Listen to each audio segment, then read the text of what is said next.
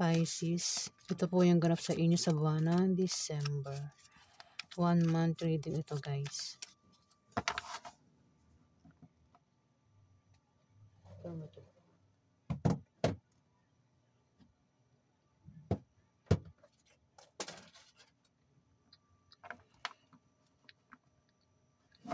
Ganap kay Pisces sa buwan ng December.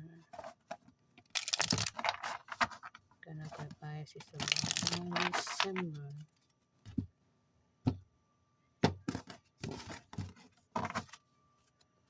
Ganap kay Pisces sa buwan ng December.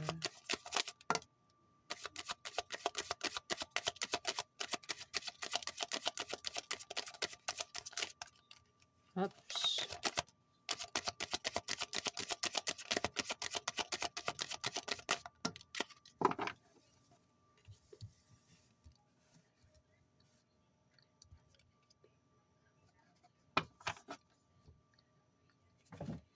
Pisces, may taong may pera dito. Kung ikaw ito, wala kang problema sa pera, Pisces. Kung hindi ko ito, maaaring makatanggap ka ng pera sa taong ito, Pisces sa buwan ng December. O siya yung makakatanggap ng pera sa'yo. Debt, may mawawala o kung may mawawala, may darating. Kung may matatapos, may magsisimula, di ba? Pwede rin naman na may mawawala dito, Pisces. Alam mo, hindi ko sasabihin gaano itong death. Basta alam nyo na yan. Ace of Wands. Meron kang, dahil may nawala nga, may magsisimula dito. Sabi ko nga, di ba? Ayan, Ace of Wands. Meron kang sisimulang gagawin kasi may nawala, Pisces. At importante yan para sa'yo. Pwede nga iba sa inyo ay makipagsapalaran sa buwan ng December. Meron kayong plano, meron kayong paplanuhin dito. Maring may sanggol ang isisilang sa buwan ng December, Pisces. Pwede rin na may mabubuntis sa buwan ng December.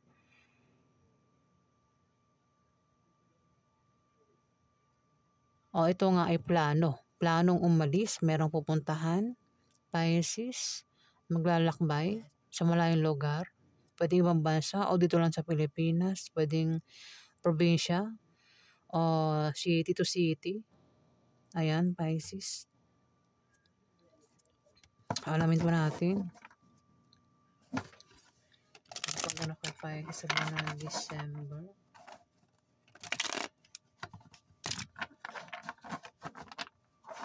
Oops.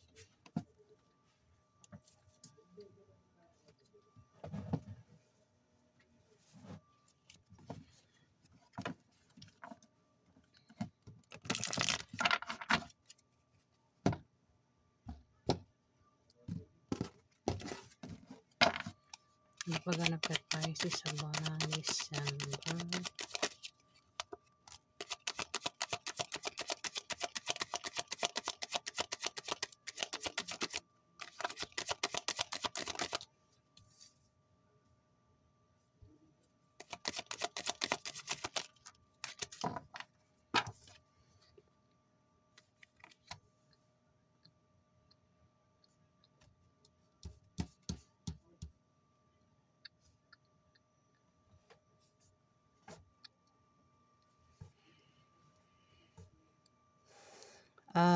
Meron kang pagbabalansing gagawin dito, Pisces, sa buwan ng December. Pwedeng balansin yung malakas mo, ang kaperahan mo, o kung ano man yung babalansin mo dito. Maaari din na ikaw ay maging busy sa trabaho mo, sa negosyo mo, kung saan pa yan, Pisces. Pero habang ikaw ay busy daw sa kung ano man yung pinagkakabalahan mo, meron kang hindi naasahang darating na message o mensahe. Pwedeng balita. At paghandaan mo yung laman ng message, Pisces. Pwedeng masama o mabuti yung laman ng message. Dito may 3 of Wands. Maaaring makita mo na ang bunga ng pinagtrabahuhan mo o ng pinagsikapan mo dito, Pisces, sa buwan ng December. Pero kailangan mo pa rin yung bantayan, Pisces. Ayan, baka ang iba sa inyo, Pisces, ay meron kayong pinaghihirapan diyan, pinagtrabahuhan niyo napapabayaan niyo na, Pisces. Ayan. Silip-silipin niyo naman daw o bisitahin niyo, baka nakakalimutan niyo na, Pisces. Ayan. Maaari din ng iba sa inyo ay malayo sa pamilya, no? Malayo doon sa kung ano man yung pinagtrabahuhan niyo na nakakalimutan niyo ng bantayan, Pisces. Parang nag-iisip kayo dito na mag-travel nga, Pisces. Maaaring puntahan niyo yun. Kung ano man yun napabayaan ninyo. Hirap na naman magsalita, guys. Wait lang. Ang hirap magsalita, wait lang. Ayan, meron daw kayong pinaghirapan nga na mukhang napabayaan nyo na. At mukhang pupuntahan nyo yung iba sa inyo. O kung may mga online business kayo sa cellphone, bantayan nyo, baka napapabayaan nyo na. Hindi nyo nasisilip, Pisces. Kung malayo naman sa pamilya yung iba sa inyo, ayan, nakatingin kayo sa malayo eh. Tawid dagat. Maaaring kung nasa probinsya, ang iba sa inyo, o sino mo itong nasa probinsya, nagbabalak puntahan. Ayan. Balak umuwi. Gustong puntahan yung kamag-anak o kung sino man yung balak puntahan sa probinsya o baka nasa probinsya balak umuwi ng Maynila ang taong ito. Ten of Pentacles. May hindi kayo nasa paglago ng kaperahan mo, Pisces. Bakit tumapat yung death? Diyan tumapat yung death to. Basahin ko yung meaning Yun, meron ka rin hindi inaasang paglago ng kaperahan sa buwan ng December. Pwede rin na ito ay lump sum, trust funds, inheritance, solid foundation, privilege, ancestry. Kung may negosyo kang may paglago, may pag-ani rin. Maaari din na ikaw ay makatanggap ng pamana o pensyon sa buwan ng December. May tao mag-retired na rito pero bahala ka ng komunika, may debt, tumapat sa kanya yung debt. Ayan, Pisces. May mga kausap ka rito, Pisces May kausap ka rito. Yung debt, pwedeng may nawala na o maring may mawala pa lang. Ayan, sa buwan ng December. Maghanap na tayo sa buwan ng December.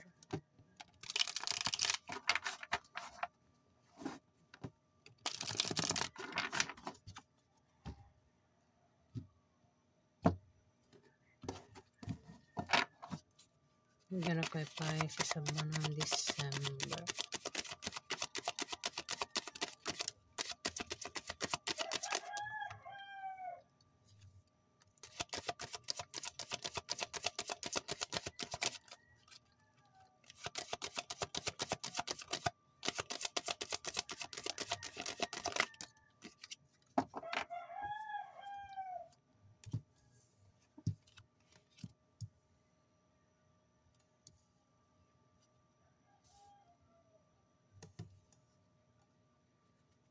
May King of Wands dito. Ito ikaw, Aquarius.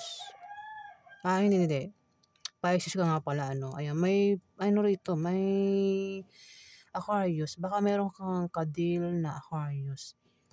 Pisces. Pwede ito, asawa mo, anak mo, third party, ex mo, tatay mo, uncle mo, boss mo, bahala ka na kung sino sa buhay mo. Aquarius daw ang zodiac sign. Ba't nabanggit ang Aquarius? Maring Aquarius nga yan. Kung di yan Aquarius, maring ito ay Libra o Gemini, lalaki. Lalaki ito Tatlo kasi yung zodiac sign, maring tinutukoy dito Pwedeng, pero isa lang dun Pwedeng siya ay Aquarius, maring Libra o Gemini, lalaki. Mukhang siyang tinutukoy na meron siyang sisimulang gagawin sa buwan ng December. Pisces. Siya nga, hindi ikaw. Magta-travel ito. Meron siyang pupuntahan. Makikipagsapalaran. Meron siyang plano. Puwede rin naman na baka dahilan ng ano is baka may manganganak. Maaaring may mabuntis. Ayan.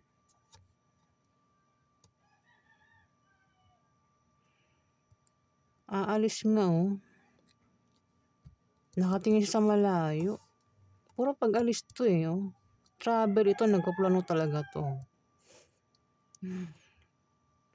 Two of Wands.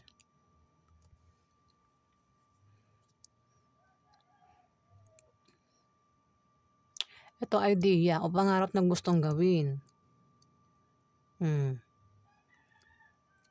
Puwedeng balak pumunta ng ibang bansa o dito lang sa Pilipinas. Ano? At may Emperor dito. May Emperor. Puwede rin naman kasi ikaw ay Emperor. Pero kung hindi ikaw itong Emperor, may Emperor dito ang kasabot, Pisces. Kasabot na Emperor. Itong Emperor ay maimpluwensya at makapangyarihang tao. Earth sign ng zodiac sign yan ah. Maaaring isang Capricorn, Virgo o Taurus.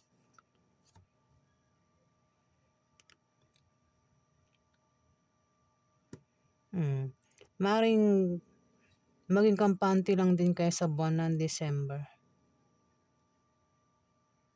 Maaaring ang iba sa inyo, Pisces, ay magkaroon ng katatagan sa buwan ng December.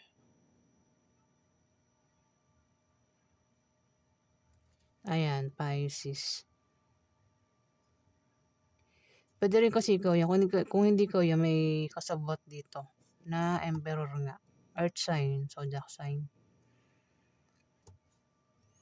Baka may ka-deal ka o itong taong ito na Horse na Earth sign. Queen of Pentacles eh. Mukhang magkakapera eh. Ayun, may hawak itong pera. Mukhang magkakapera ikaw, Pisces, o itong Aquarius na ito, magkakapera sa buwan ng December. Ayan, yan po ganap sa inyo sa buwan ng December, mga Pisces.